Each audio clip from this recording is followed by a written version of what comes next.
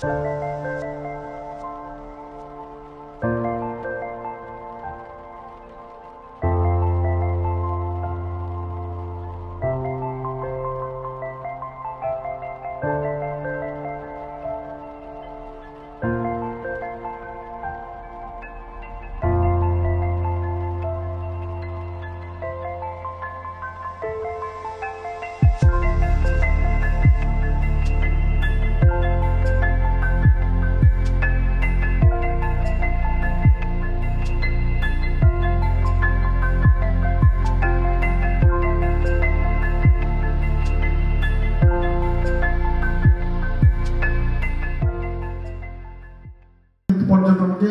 আমাদের মানে এটাকে সামনে রেখে অনেক কিছু আমাদের করার আছে।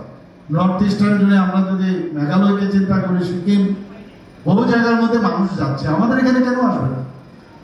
এখানে আর্কিওলজিক্যাল যে ট্যুরিজম আছে এখানে প্রচুর, এখানে এত সুন্দর সুন্দর আমাদের উজ্জয়ন্ত প্যালেস আছে, আমাদের মাতা ত্রিপুরের সুন্দরী মন্দির আছে, এখানে রুদ্রসাগর আছে।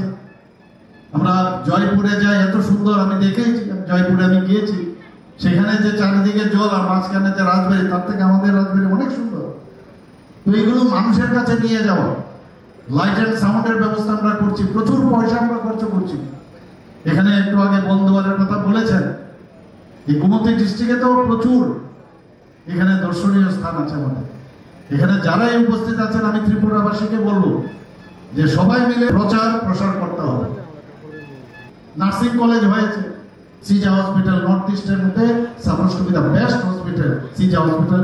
ওনাদেরকে আমরা জমি লিজ দিয়েছি, প্রায় 700 কোটি টাকা ওনারা ব্যয় করে পর্যায়ক্রমে সেখানেও সুপার স্পেশালিটি থেকে শুরু করে ভালো করে সেখানে হসপিটাল এখানে তৈরি করছে।